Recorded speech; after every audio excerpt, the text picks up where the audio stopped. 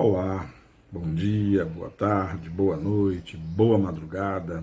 Seja muito bem-vinda, muito bem-vindo ao nosso encontro semanal.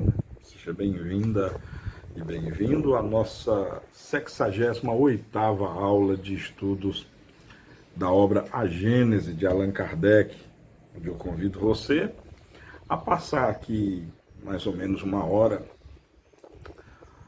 debatendo esses assuntos que são interessantes, fascinantes, relevantes, instigantes e muito importantes, assuntos de vida, né? Pois a Gênese fala de origem, fala de evolução, fala do que nos aguarda, enfim, é obra doutrinária pura, né? Da doutrina espírita.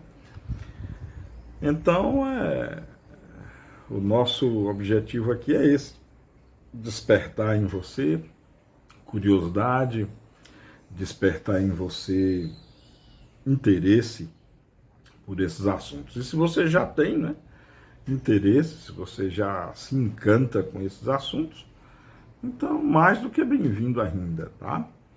Meu nome é Marcos Vinícius. Eu estou gravando esse vídeo numa quinta-feira. Aliás, o penúltimo dia do ano de 2021, quinta-feira, 30 de dezembro de 2021.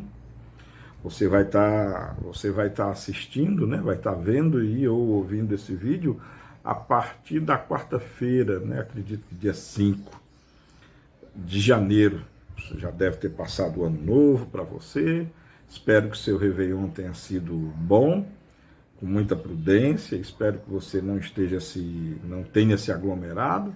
Espero que você não tenha posto sua vida em risco, sua saúde e vida em risco, nem a saúde de ninguém. Porque, olha, minha nossa,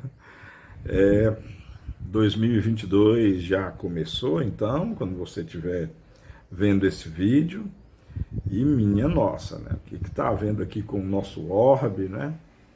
Com o Brasil não poderia ser diferente.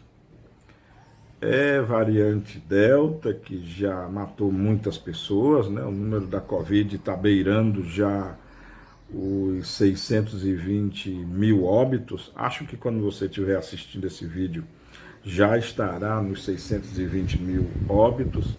A variante Ômicron crescendo assustadoramente, ela já domina quase 38% das infecções por Covid.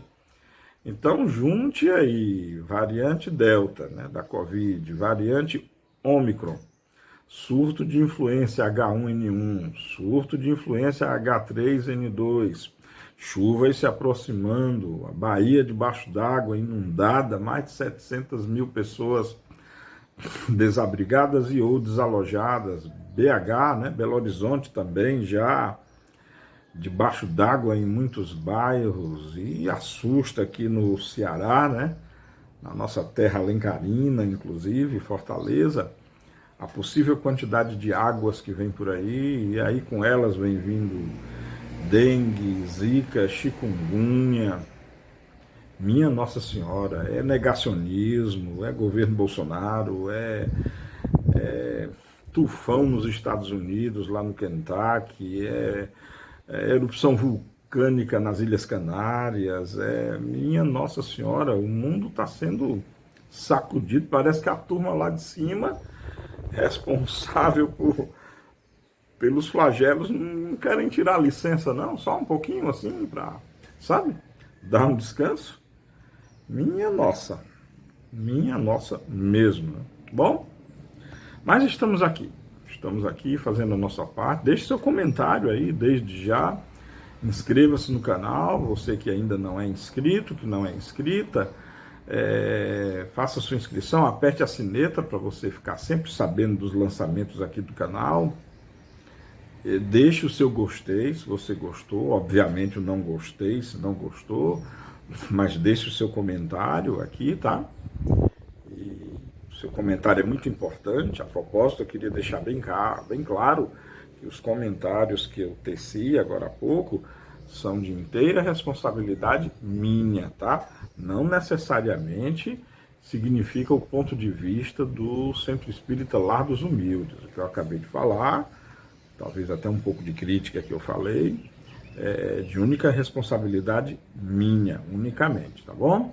Mas enfim, mais uma vez, deixe aí o seu comentário. Bom, então, vamos passar aqui mais ou menos uma hora, né, falando sobre a Gênese, então, dando continuidade ao capítulo 14, que se chama Os Fluidos. Vamos entrar no item que se chama Ação dos Espíritos sobre os Fluidos, Criações Fluídicas, Fotografia do Pensamento. Vamos abordar esse assunto muito interessante, essa temática, porque ela aborda outros, sim, os fenômenos espirituais, né, os fenômenos provocados pelos espíritos. Não é demais lembrar que o termo fluidos aqui aludido pelo Allan Kardec, nós entendemos hoje, né, na escola moderna, como campos de energia, ou campos não necessariamente de energia, mas de algo que ainda não compreendemos. Aliás, eu acho que você que está nos acompanhando já começa a entender desde a aula anterior, por exemplo, que a partir dessa parte aqui, desses tipos de campos abordados aqui pelo Allan Kardec, aí já foge um pouco ao domínio das ciências positivas, né? A física, a química, a biologia, por exemplo, porque a academia ainda não analisa, ainda não se debruça por sobre esses assuntos, pelo menos não de maneira oficial, pelo menos não de maneira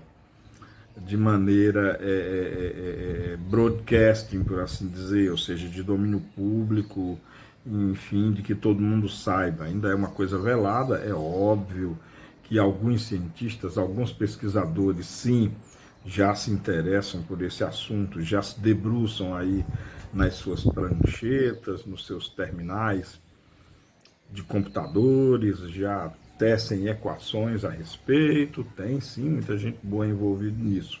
Mas ainda há muito preconceito, né? Até porque é preciso entender que a academia sequer admite a existência do espírito, né? A academia não leva isso ainda em consideração. Então, daí a considerar perispírito, campos espirituais e por aí vai, ainda não é de domínio da ciência positiva. Mas só por enquanto. Cedo ou tarde, no momento certo, a ciência, sim, a ciência positiva, ela vai debruçar-se nesse assunto e ela vai compreender o tremendo grau de evolução a qual ela será submetida após isso.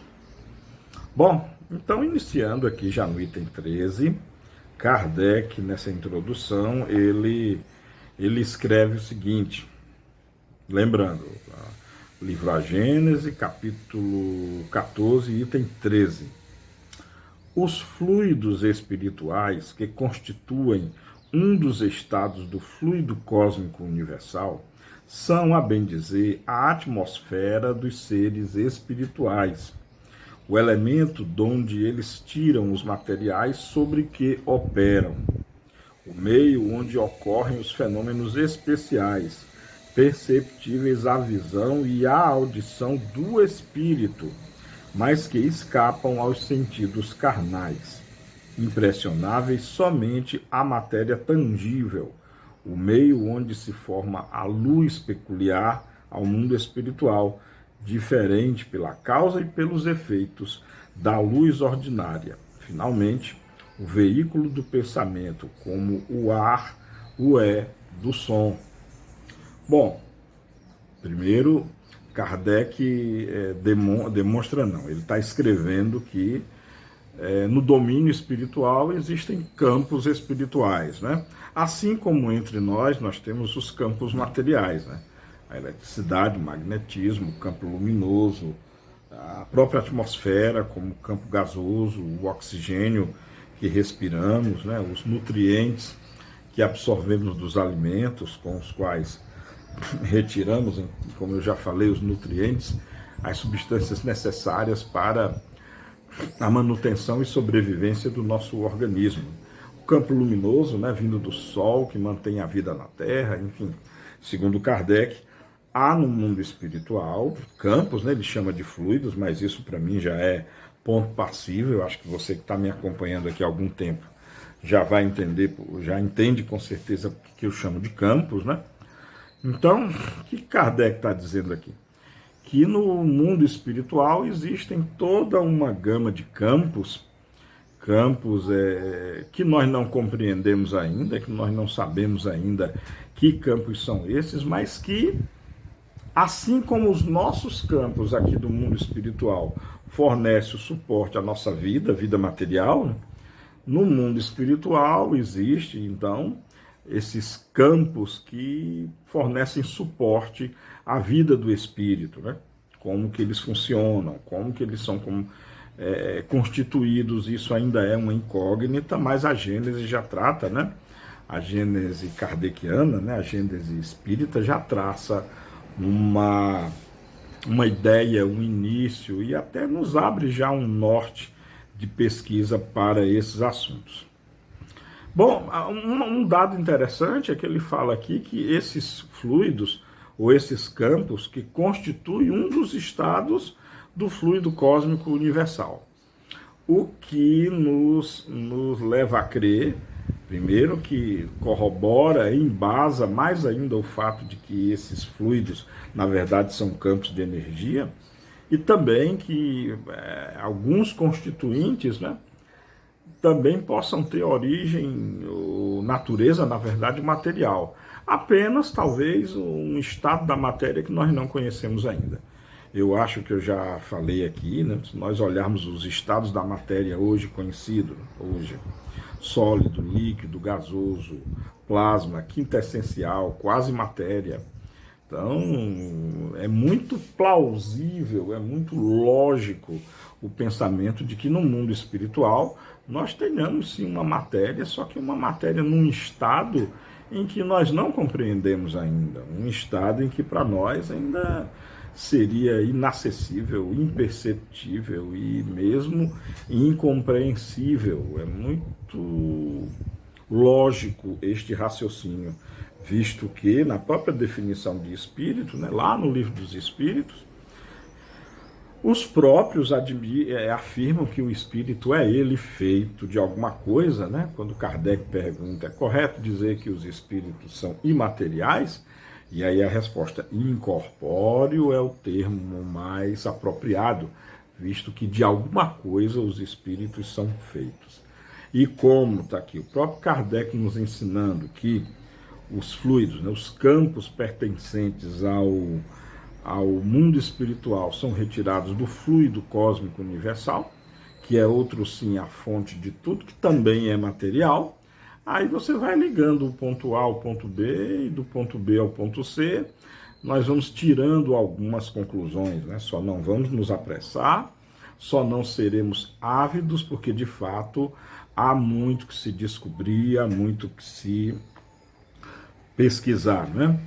Aqui também no item 13 ele fala sobre os mecanismos de visão e audição do espírito.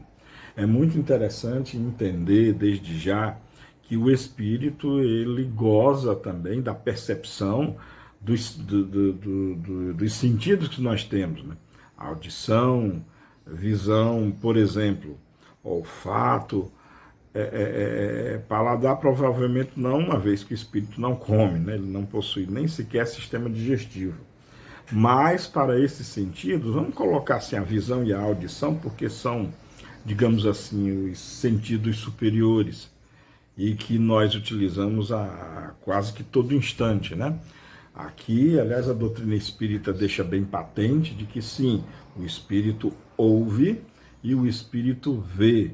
Porém, ele não ouve e nem vê como nós ouvimos e como nós vemos, porque a nossa visão e a nossa audição, para seres encarnados que somos, né, ela é baseada em princípios materiais, né? Você está vendo, você está me vendo agora, por exemplo, porque do seu celular, ou da tela do seu computador, ou da tela do seu tablet, está sendo emitido luz, essa luz chega penetra nos seus olhos, chega até a retina dos seus olhos, e daí a retina vai fazer uma conversão de luz em impulso químico e elétrico que vai ser levado até o seu cérebro, e o seu cérebro vai interpretar a minha imagem e vai interpretar o som também que está saindo do alto-falante do seu celular, do seu computador, do seu tablet ou dos fones de ouvido, se por acaso você estiver me ouvindo através dos fones.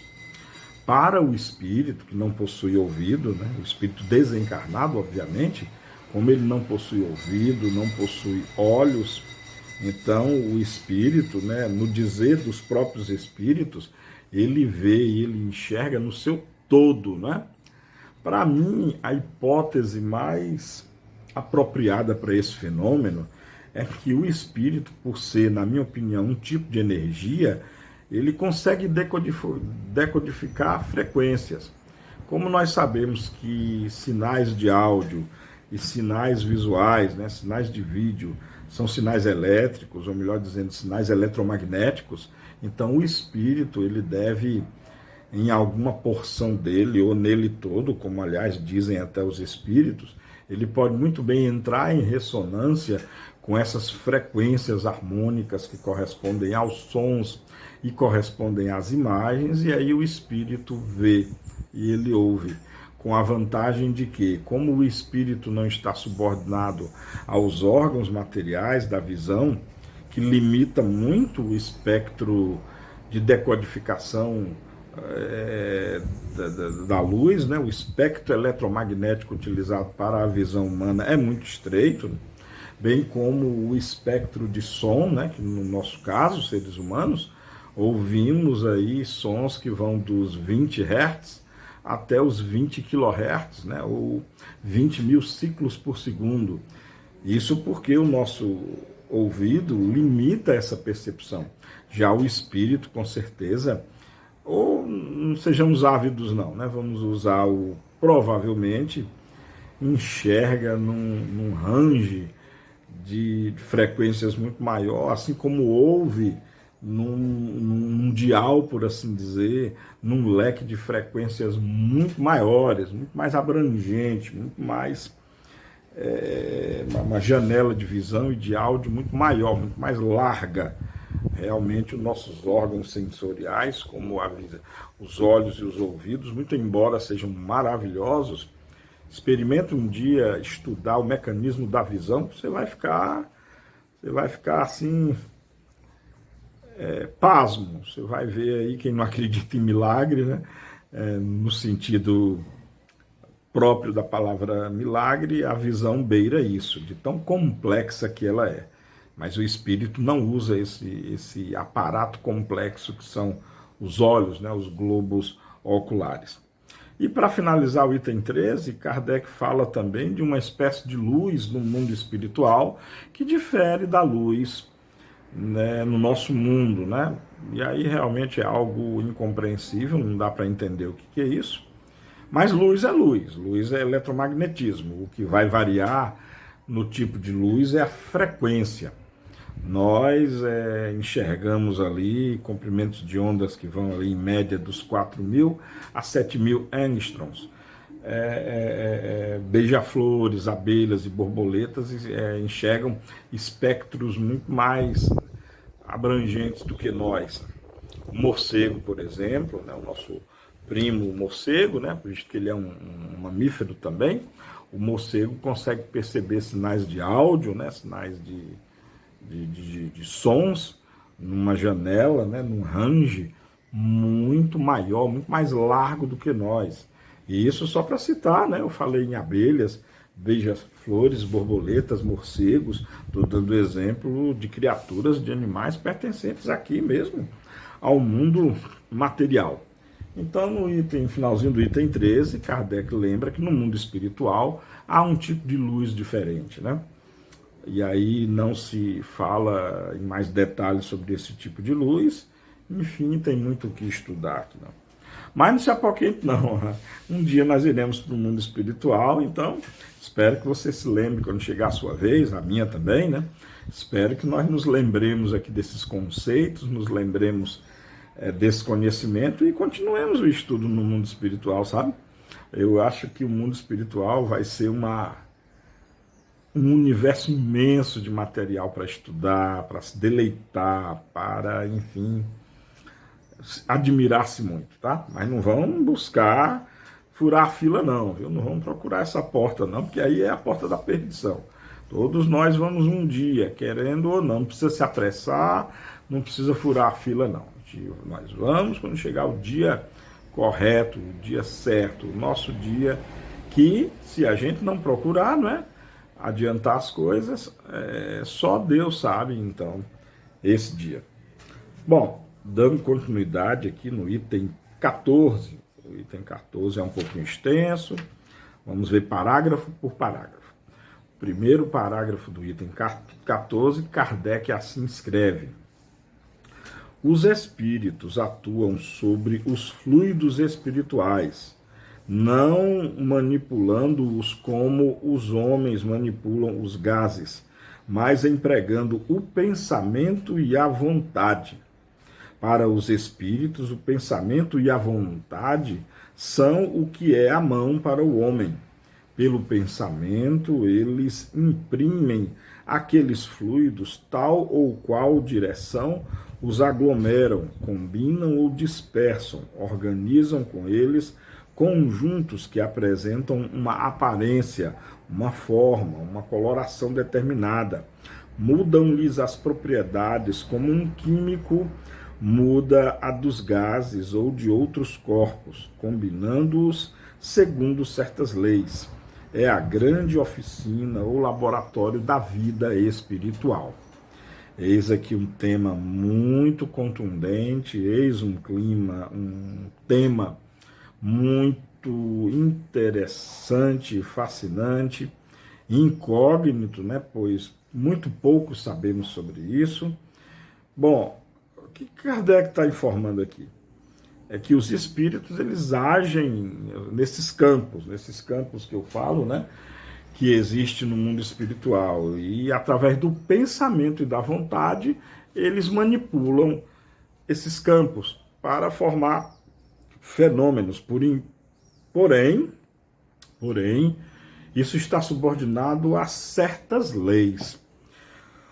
O que me obriga a pensar que se a manipulação desses fluidos ou campos, mesmo sendo pelo pensamento e pela vontade, está subordinada a certas leis, me leva a crer então que não é todo e qualquer espírito que consegue fazer essas manipulações. Não é todo e qualquer espírito que consegue, através do pensamento e da vontade, modificar, manipular, enfim, utilizar esses campos espirituais. Pois se existem certas leis, é preciso que o espírito entenda dessas leis, que ele saiba dessas leis. Então, não é simplesmente assim querer fazer e fazer, muito embora seja obra somente do pensamento. É como, de repente, você decidir fazer um bolo de banana. Tá, você pode ter a vontade de fazer um bolo de banana, mas para você fazer o bolo de banana, você precisa saber as regras, né, as leis, precisa saber escolher os ingredientes adequados, precisa saber qual a quantidade adequada de banana, de açúcar, de farinha de trigo, de ovos, de leite, enfim. Estou imaginando que bolo de banana seja feito dessas coisas. Pelo menos de banana deve ser feito, né? Porque um bolo de banana que não contivesse banana, não seria um bolo de banana, não é verdade? Mas aí é preciso saber quanto tempo de forno leva, e mesmo, desculpa, e mesmo que você fosse pensar, olha só como é interessante, mesmo que você fosse simplesmente imaginar fazer um bolo de banana, né? Imaginar que você vai só imaginar fazer um bolo de banana. Sim, você precisa de dados, precisa de informações, precisa dos critérios, precisa saber. Então, para mim, pelo menos para mim, fica bastante claro que os espíritos, né, que estão lá no mundo espiritual, não nós que estamos encarnados, né, mas os espíritos que estão lá no mundo espiritual, eles sim precisam ter certos tipos de conhecimento para poder manipular, digamos assim, por assim dizer, esses campos de energia.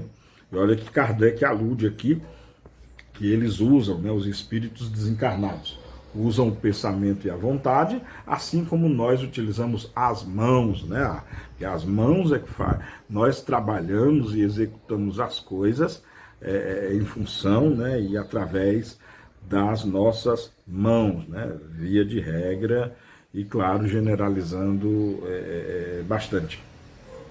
Bom, dando continuidade aqui, o segundo parágrafo do item 14, Kardec escreve assim, ó: algumas vezes essas transformações resultam de uma intenção, outras são produto de um pensamento inconsciente.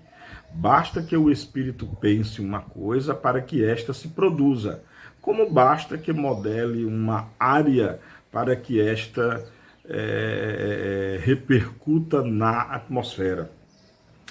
Bom, tá aqui uma coisa que é bem... Bom, eu pelo menos, tá? Você que está me ouvindo aí, eu tenho uma dificuldade ainda muito grande de entender isso. Ou seja, de imaginar que só o pensamento constrói, sabe? Eu tenho, assim, uma certa dificuldade disso, baseado em muitas coisas, sabe? Bom, e claro, pode ser também pelo fato de que, bom, como eu estou no mundo material, assim como vocês também, e nós sabemos que tudo que existe no mundo material, que existe, foi construído assim, que não é natural, né, que é artificial, foi construído pelo homem, né?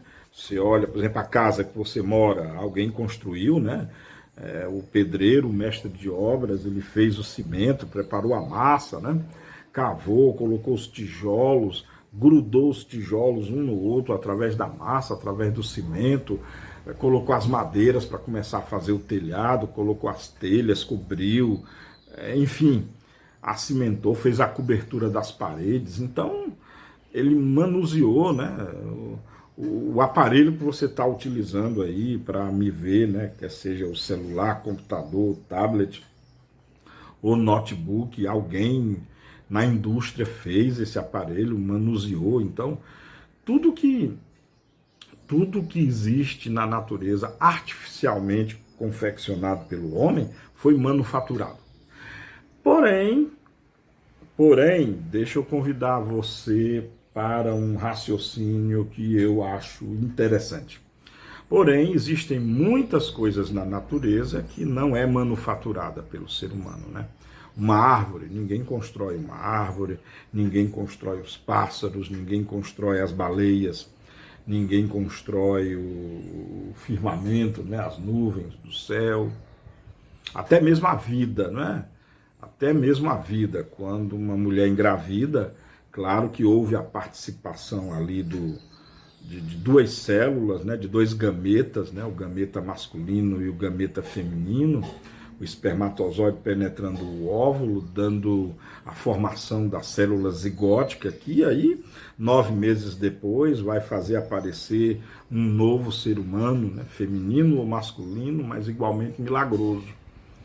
Entendam o que eu quero dizer com milagre. E aí, muito embora se conheça os processos químicos, bioquímicos, quase todos, né, pois tem muita dúvida ainda na embriogênese e no processo de evolução embrionária, mas mesmo assim existe um conjunto de leis, um conjunto de regras muito disciplinares, um conjunto de regras muito fixas, porque são perfeitas, que fazem a célula ovo transformar-se num ser humano,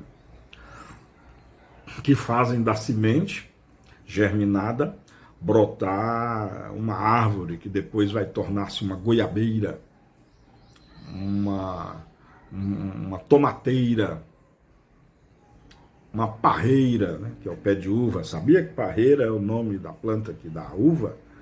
Pois é, olha, anota mais essa aí.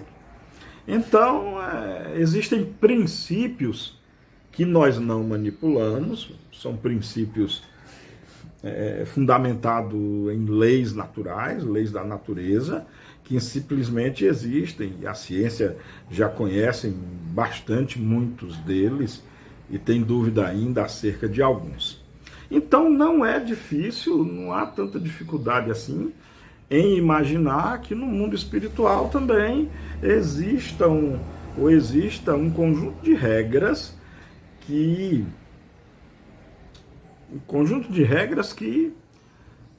que na falta de outra palavra, um conjunto de regras que definam os fenômenos que acontecem no mundo espiritual.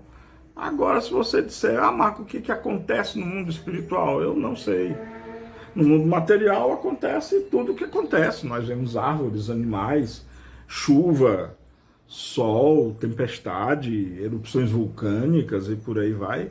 Mas no mundo espiritual não existem essas coisas, né? Então, é curioso, né? Como é então o dia a dia no mundo espiritual, né? Como é o passar do tempo no mundo espiritual? É uma incógnita, tá? É uma outra coisa, anote aí no seu caderninho, para quando você desencarnar, quando chegar lá no mundo espiritual, estudar essas coisas também. Como vai ser fascinante. Olha, dever de casa, mas quando estiver desencarnado, pesquisar como é o dia a dia no mundo espiritual. Como é que vai ser o seu dia? Eu vou pesquisar isso quando eu chegar lá. Só espero que demore, né? Muito e muitos anos para poder fazer essa pesquisa, mas eu vou fazer essa pesquisa em locos, por assim dizer, e cada um de nós vai ser obrigado a, se não pesquisar, pelo menos vivenciar. Mas deixa patente aqui nesse segundo parágrafo do item 14 que sim, existe um conjunto de regras que formam, né, que determinam os fenômenos espirituais, embora nós não sabemos quais fenômenos são esses. O rol de fenômenos espirituais, né, as aparições, as comunicações, as curas, só para citar alguns exemplos, são sim fenômenos espirituais. Inclusive nós iremos sim estudar esses fenômenos aqui nesse capítulo, porém são fenômenos que iniciam-se no mundo espiritual e possuem os seus efeitos aqui no mundo material. Não são desses fenômenos que eu estou falando, porque estes fenômenos espirituais que impactam aqui no mundo material, o que causa essa interação com o mundo material, esses fenômenos a doutrina espírita, se muito não me engano, já nesse capítulo nós abordaremos muitos desses fenômenos. Não são desses que eu estou me referindo ao rol de fenômenos exclusivamente pertinente ao mundo dos espíritos, o que realmente acontece lá, que ainda nos é totalmente incógnito. Bom, continuando aqui, né, no capítulo 14, vamos agora para o item 3, onde Kardec descreve o seguinte: é assim, por exemplo, que um espírito se faz visível a um encarnado que possua a vista psíquica, sob as aparências que tinha quando vivo, na época em que o segundo o conheceu. Embora haja ele tido, depois dessa época, muitas encarnações. Apresenta-se com o vestuário e sinais exteriores, enfermidades, cicatrizes, membros amputados, etc., que tinha então. Um decapitado se apresentará sem a cabeça. Não quer isso dizer que haja conservado essas aparências, certo que não, porquanto, como espírito, ele não é coxo, nem maneta, nem zarolho, nem decapitado. O que se dá é que, retrocedendo o seu pensamento à época em que tinha tais defeitos, seu perispírito lhes toma instantaneamente as aparências, que deixam de existir logo que o mesmo pensamento cessa de agir naquele sentido. Se, pois, de uma vez ele foi negro e branco de outra, apresentar-se-á como branco ou negro, conforme a encarnação a que se refira a sua evocação e a que se transporte o seu pensamento. Muito interessante, porque aqui nós estamos falando dos casos de aparição. Lembra que eu falei na videoaula passada, né, videoaula de número 67, que quando você vê um espírito, na verdade não é o espírito que você está vendo. Você pode estar vendo o perispírito dele, ou você pode estar vendo o duplo etéreo ou duplo etérico aglutinado a ele. Aqui, exatamente nesse parágrafo, Kardec está se referindo, e aí se você acompanhou a aula anterior, você vai entender bem o que eu estou dizendo. Se você não entendeu ou não acompanhou, eu sugiro a assistir primeiro a aula 67 antes de assistir essa, tá? Porque aí, quando você vê um espírito, né, o vidente que vê um espírito e diz, é uma moça linda, de olhos cor de mel, cabelos escuros, trajando um vestido azul com um cinto dourado, aí você está vendo o duplo etéreo, ou seja, o perispírito, como é um campo mórfico, vi de aula anterior, o perispírito ele vai formar, ele vai aglutinar da matéria do meio elementos atômicos e moleculares para plasmar ou formar, por assim dizer, uma aparência que cai em tudo isso que o Kardec falou. A pessoa pode vir trajado como e do que ele quiser, ele pode vir indumentado com o corpo que ele quiser, de negro, de branco, purulento, não purulento, careca, com cabelo, banguelo, sem dente, que é o mesmo que banguelo, né? Com dentes, sem cabeça, sem uma perna, sem um braço, ou sem nenhum dos membros, ou talvez vindo como uma estátua grega perfeita. Enfim, o espírito ele pode, aí sim, através do pensamento, ele pode plasmar todas essas coisas, visto que, como já vimos na aula 67, o perispírito ele trata-se de um campo mórfico, ou seja, um campo formador, guiado pelo espírito. Claro, é o espírito que guia o perispírito, e este, por sua vez, aglutina ou faz materializar-se um duplo etéreo, que é uma espécie de duplo corpo, que aí, claro, vai seguir as diretrizes e ideoplastias que o espírito assim desejar. E, claro, recai naquela premissa que discutimos agora há pouco. Marcos, é todo espírito que faz isso? Olha, acredito que não. É minha opinião, tá? Acredito que não. Como eu falei antes, é preciso saber fazer. Qualquer coisa que você vai fazer, você precisa saber fazer. E pode ter espírito que não conheça esses princípios. Lembrem dos parágrafos anteriores aí, lembrem-se da parte em que Kardec explica que os espíritos informaram que a manipulação dos campos espirituais, mesmo sendo pela vontade, pelo pensamento, essa vontade, esse pensamento, e mais importante ainda, a manipulação desses campos, ou fluido, como chamava Allan Kardec, está subordinada a certas leis, a certas regras. O que, de novo, eu repito, para o espírito poder exercer essas manipulações, no mínimo ele precisa estar ciente de tais regras, precisa conhecer, então, como utilizar esses padrões de pensamento e de vontade, tá certo? Então fica claro aí, acho que de uma vez por todas, o tipo de aparência que um espírito possa apresentar-se, às vezes de maneira monstruosa, de maneira fantasmagórica, às vezes em forma de um esqueleto de caveira, né, que assusta, ou às vezes na forma de alguém que muitas vezes pode denominar de anjo, tá? Bom, dando continuidade aqui, né, no próximo parágrafo, Kardec escreve o seguinte: por análogo efeito, o pensamento do espírito cria fluidicamente os objetos que ele deseja, que ele esteja habituado a usar. Olha só, eu vou repetir que isso é muito importante. Por análogo efeito, o pensamento do espírito cria fluidicamente os objetos que ele esteja habituado a usar. Um avarento manuseará ouro, um militar trará suas armas e seu uniforme, um fumante o seu cachimbo, um lavrador a sua charrua e seus bois, uma mulher velha a sua roca. Para os espíritos, que é também ele fluídico, olha só, os próprios espíritos que são eles assim, vamos atualizar, né? Um campo assim energético, por assim dizer, visto que nós não sabemos de fato o que é. Esses objetos fluídicos são tão reais como o eram no estado material para o homem vivo. Mas pela razão de serem criações do pensamento, a existência deles é tão fugitiva quanto a deles.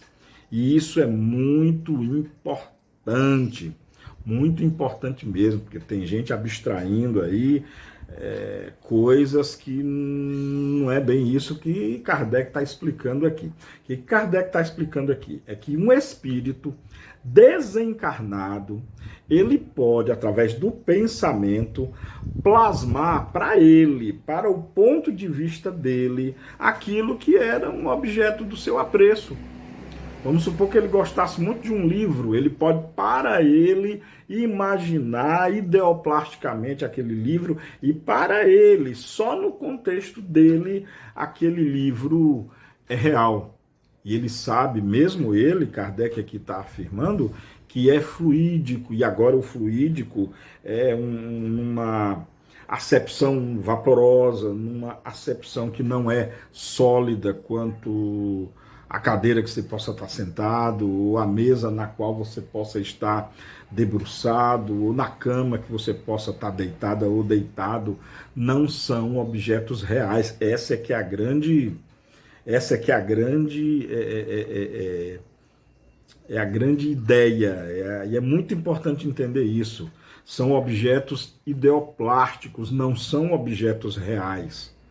Daí você afirmar então que o espírito está criando um mundo todo material e palpável, isso aí é uma abstração e é, na verdade, uma super extrapolação daquilo que Kardec está dizendo aqui, ó. Vou só reler aqui, ó. Esses objetos, ó, ele diz assim, ó, para o espírito, que é também ele fluídico, esses objetos fluídicos são tão reais como eram no estado da matéria, ou seja, para ele, para o espírito, para o homem vivo, quando ele era vivo, né? Mas pela razão de serem criações do pensamento, ou seja, não foi manufaturado, tá? Não foi feito, não foi industrializado, tá? Como foi criação do pensamento, a existência deles é tão fugitiva quanto a deste. Então, cuidado quando você vai interpretar outras coisas aí, tá? Vai chegar um momento de eu falar com mais clareza a respeito disso. A propósito, tem uma nota aqui de rodapé, que é a nota 76, que é um convite, tá? Fica aí como dever de casa, é um convite a você que está me ouvindo aqui e ouvendo, dá uma olhadinha lá na Revista Espírita de junho de 1859, na página 184, e dá uma olhadinha também no Livro dos Médiuns, na segunda parte, capítulo 8, que se eu não me engano é o capítulo lá concernente ao laboratório do mundo espiritual, né? O laboratório espírita, dos espíritos, né? Não de quem é espírita, tá? Dá uma olhadinha lá, porque tem muita gente que interpreta e quer dizer, olha, é por isso que tem colônia, é por isso que tem os aeróbios, é por isso que tem as sopas que os espíritos tomam. Cuidado, tá? Não é isso que Kardec está dizendo aqui não, tá? Muito cuidado, mas vamos estudar, não sejamos ávidos, tá legal? Estude, é necessário estudar muito, esses assuntos são muito interessantes e nós temos uma mania feia muito grande de já achar que entendeu.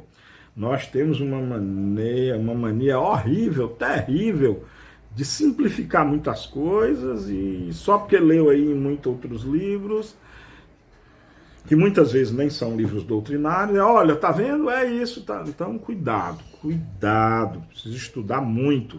muito, muito, muito, muito mesmo sobre isso. Tá legal? Bom, vamos ao item 15. E não se preocupe, eu vou falar mais diretamente sobre isso no momento oportuno, tá legal? Que não é agora, não. Bom, no item 15, Kardec escreve o seguinte, item 15 ainda do capítulo 14, tá? De A Gênese. Sendo os fluidos o veículo do pensamento, lembrando, fluido, campos, nunca esqueça disso, tá? Onde você vê fluido, leia, imagine campos, campos. Eu sei que o conceito de campo ele não é simples não, tá? Mas sempre que você ouvir o termo campo nesse sentido, não vão imaginar campo de futebol, nem campos de cultivo, não. Campo que nós estamos nos referindo aqui são campos de energia, campos, até campos materiais também.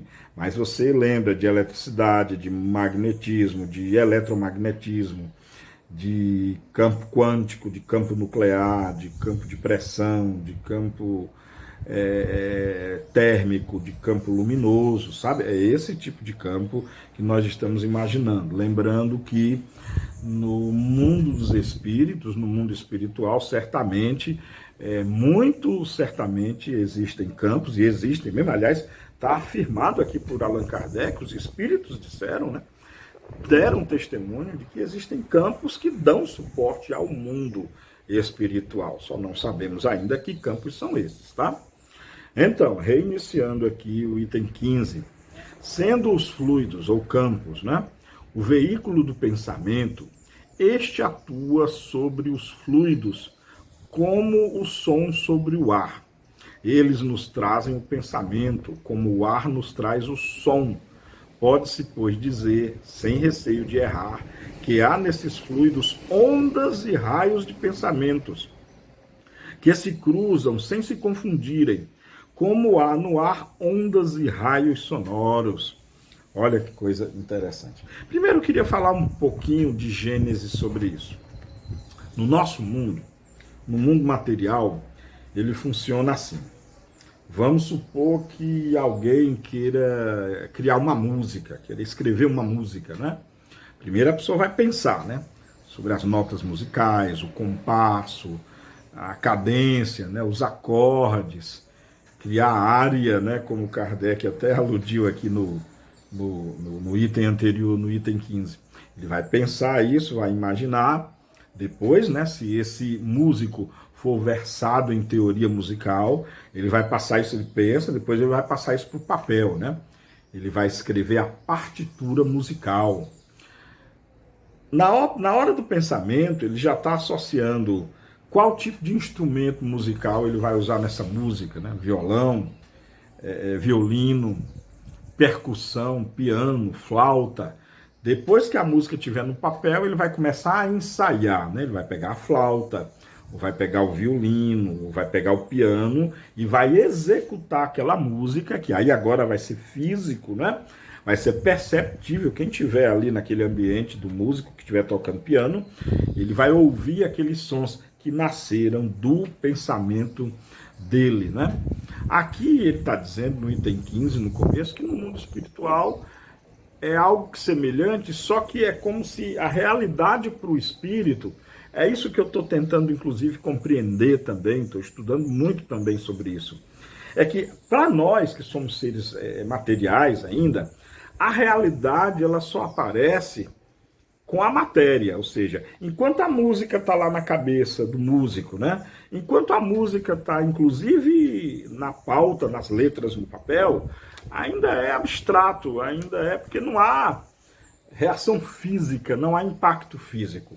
Ah, mas na hora que o músico dedilha no violão, por exemplo, em que aparecem as notas musicais transmitidas pelo ar, voilá, o som se materializa. Pelo que eu compreendo, no mundo espiritual, essa parte da materialização já é imediatamente o que vem após o pensamento, ou seja, o espírito pensa, ele tem vontade, algo acontece nesse meio aí em que isso que o espírito pensou ocorre. Claro que não é algo material, porque do contrário não seria um mundo espiritual, seria um mundo material. Ocorre algo que para nós não tem significado ainda, nós não sabemos ainda o que é, mas para o espírito quer dizer alguma coisa. E olha que quando Kardec escreve assim, ó, pode-se, pois, dizer sem receio de errar que há nesse fluido ou campus ondas e raios de pensamentos que se cruzam sem se confundirem. E isso é muito claro, é muito fácil de imaginar, até no mundo material mesmo.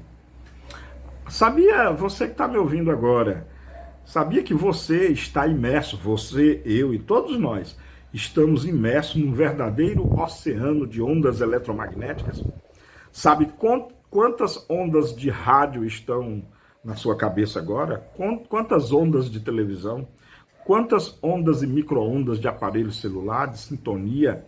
Quantos tipos de ondas de satélite, de radar, orbitais estão chegando até nós? No entanto, essas informações, e são raios mesmo realmente, não se misturam, eles são individuais, devido a uma coisa chamada frequência, porque cada um desses raios, cada um desses campos de energia possui uma frequência própria. Assim como o nosso pensamento se traduz em ondas, tá? E por que nós não conseguimos ler o pensamento um do outro? Isso é impossível, tá? Quem quer ser telepata aí, tem muita calma aí, porque começa pela intensidade, né? Sim, existe uma onda eletromagnética associada aos nossos neurônios, só que é uma intensidade que não chega nem a 1 picotesla. Tesla é a unidade de campo eletromagnético, tá? Então não chega nem a 1 picotesla. Então a intensidade do campo gerado pelo nosso pensamento é muito pequeno, ele não tem o alcance espacial necessário para que seja captado por outra pessoa, tá? Então não se preocupe não. Mas isso eu estou falando, claro, no nosso meio, nos nossos campos, visto que no mundo espiritual, o nosso pensamento, e aí é que é magnífico, não só o nosso pensamento, mas o pensamento de todos os espíritos, encarnados e desencarnados, parece que eles, no plano espiritual, em certo contexto espaço-temporal, aí sim, essas ondas pensamentos podem ser transmitidas. E isso é um fato. É um fato. Eu sou capaz de dizer que todos vocês que estão me ouvindo, todos vocês e todas vocês, já passaram pela seguinte situação. Às vezes você acorda e do nada você pensa numa pessoa, num amigo, numa amiga que você não vê há muito tempo. E do nada você não sabe por que veio esse pensamento e você acaba pensando nessa pessoa, olha, fulano de tal. De repente, do nada, essa pessoa liga para você, ou entra em contato pelo WhatsApp, ou esbarra com você na rua. Já se esbarrou? Rapaz, tu não morre mais hoje. Você acabou de se bater ombro no ombro. Rapaz, tu não morre mais hoje. Me lembrei de ti hoje, faz tempo que não te vejo. Olha, transmissão, sincronicidade. Aliás, no maravilhoso livro Sincronicidade, do Carl Gustav Jung, ele explica com muitos detalhes técnicos toda essa fenomenologia, tá? Vale a pena o livro Sincronicidade, tá? Do Carl Gustav Jung. Leiam, tá? Leiam e estudem. Mas claro, só se vocês quiserem. Fica aí a dica. Então, para mim, eventos como esses, fatos como esses, nada mais são do que indícios reais, inclusive no nosso mundo material, de que essas circunstâncias, essas coisas realmente existem, tá? Mas deixa aí no comentário o que você acha sobre isso. Você já passou por isso? Você já pensou numa pessoa que você não via há muito tempo e se esbarrou com ela? Ou pelo menos rolou uma ligação telefônica? Nem liga, ninguém hoje em dia liga mais no telefone, não. A gente tecla no WhatsApp, né? E também fala pelo WhatsApp. Mas diga aí se você já passou uma experiência desse tipo. Bom, Kardec prossegue aqui no item 15, no segundo parágrafo, tá? A mais, criando imagens fluídicas ou imagens de campo, o pensamento se reflete no envoltório perispirítico, como num espelho, toma nele corpo e aí, de certo modo, se fotografa. Tenha um homem, por exemplo, a ideia de matar a outro, embora o corpo material se lhe conserve impassível, seu corpo fluídico é posto em ação pelo pensamento e reproduz todos os matizes deste último. Executa fluidicamente o gesto, o ato que intentou praticar. O pensamento cria a imagem da vítima e a cena inteira é pintada, como num quadro, tal qual se lhe desenrola o espírito. É o pensamento. Quem que não consegue, através do pensamento, criar e fantasiar contextos inteiros, fantasiar... Quando eu era criança, sabe, eu era muito pequeno, eu fui uma criança muito doente, metade do ano eu passava em hospitais e a outra metade tinha que ficar em casa deitado. E aí eu lia muito gibi, né? Muito do Homem-Aranha, X-Men, Superman, DC e Marvel, tá? Gosto dos dois. Então eu lia muito e eu ficava fazendo a continuação das histórias, sabe? Eu lia aquele capítulo do gibi, né? O Homem-Aranha lá contra o Senhor do Crime, por exemplo. E aí terminava a história e eu continuava na minha cabeça. Eu mesmo desenrolava, eu mesmo criava uma continuação. Às vezes eu dava a minha versão. Sou muito fã do Homem-Aranha. Então eu mesmo criava as minhas versões. É o pensamento, gente. O pensamento é algo milagroso em nós. É uma das coisas mais fascinantes, mais maravilhosas é o pensamento humano. E ninguém rouba, ninguém tira, ninguém pode mandar. Talvez seja uma das pouquíssimas, raríssimas. Eu nem posso imaginar que outra coisa seria que seja só nossa própria, o pensamento. Ninguém pode mandar no seu pensamento. Ninguém pode mandar naquilo que você pensa. Ninguém pode roubar o que você pensa. Ninguém pode comprar o que você pensa. Ninguém pode trocar o que você pensa. Ninguém pode subtrair de você o que você pensa. O pensamento realmente nos define, né? Essa é que é a grande verdade.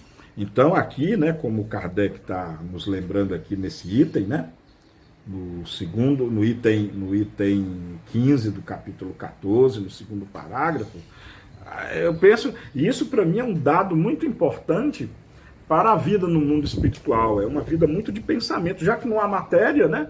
Talvez seja a vivência do pensamento puro. Já imaginaram isso? Pensem sobre isso. Que a vida no mundo espiritual talvez seja a vida do pensamento. Assim como no mundo material nós vivenciamos a vida da matéria, claro que nós pensamos, lógico, mas nós vivenciamos o dia a dia da matéria, muito provavelmente, talvez no mundo espiritual seja a vivência do pensamento propriamente dito. Pensem sobre isso, o que você acha sobre isso?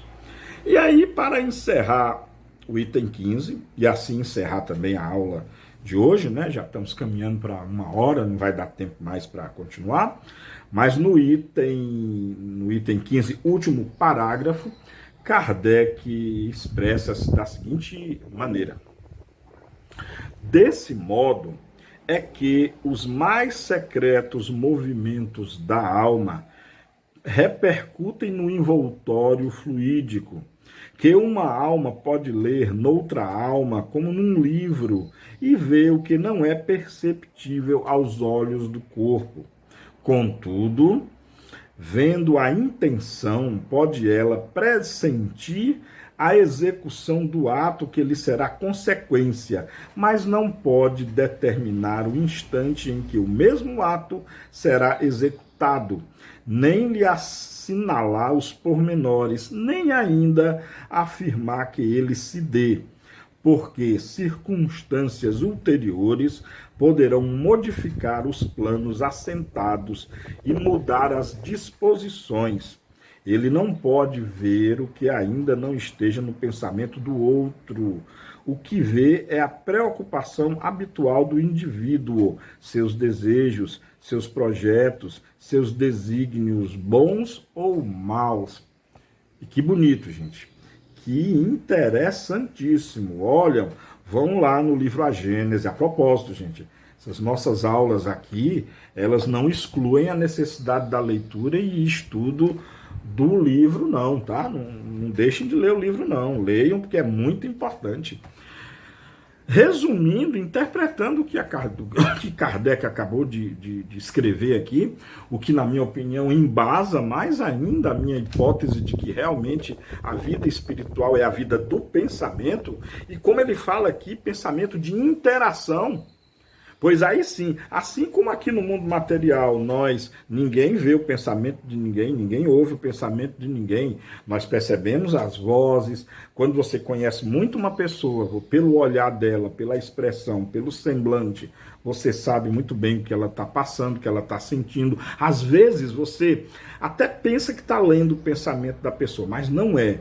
Pela expressão, pelo olhar, você consegue fazer essa leitura. Mas no mundo dos espíritos, no mundo espiritual, que é o mundo do pensamento, tá? Vamos admitir assim por hora, né? É o mundo do pensamento, então os espíritos se reconhecem por pensamento, e isso é lindo. Como não há voz, né, som material, como nós temos aqui, visto que no mundo espiritual nós não temos boca, nós não temos laringe, faringe, nós não temos cordas, ou melhor dizendo, membranas vocais, então é o pensamento, realmente é o fluxo, é o trânsito, é a interpenetração, é a conjunção, é a interação desses pensamentos. E a prova maior é aqui, ó, quando no finalzinho Kardec escreve assim, ó, ele, o espírito, né, não pode ver o que ainda não esteja no pensamento do outro. O que vê é a preocupação habitual do indivíduo, seus desejos, seus projetos, seus desígnios bons ou maus, porque é óbvio, e para mim é um indício de que eu estou no caminho certo. Por que o espírito não pode ver aquilo que está no futuro do pensamento do outro espírito, que ele está, de repente, vendo ou captando? Porque não existe ainda, o espírito não pensou ainda.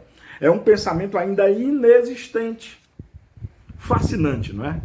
Muito fascinante. Realmente a vida no mundo espiritual é algo que precisamos começar a estudar, precisamos entender. Até porque um dia estaremos lá e aí seria bom que nós não nos surpreendêssemos, né? Seria muito bom que ao chegarmos lá já soubéssemos como agir, já não nos espantássemos e não nos surpreendêssemos sobre um novo modo de vida, né? Não é verdade? Mas me diga aí, o que é que você acha disso tudo? Deixe seu comentário aí. Obrigado, assim nós finalizamos a aula 68. Diga aí, deixe o seu gostei, se você gostou, ou não gostei, se não gostou, diga o porquê da sua decepção. Esse canal simples e humilde é feito para você, tá? Não tem frufru, não tem muito recheio, não tem creme, nem marshmallow. É simples e direto assim, mas é feito com muito carinho, é feito com muito amor para você. Beijo no coração, muita paz, um excelente ano novo para todos nós, de muita lucidez, de muitos estudos, de muita compreensão, de muita consciência, tá? Paz e bem para todos, que Deus os abençoe, nos abençoe a todos, amemos-nos como Jesus nos amou. Beijo no coração e até a próxima. Tchau.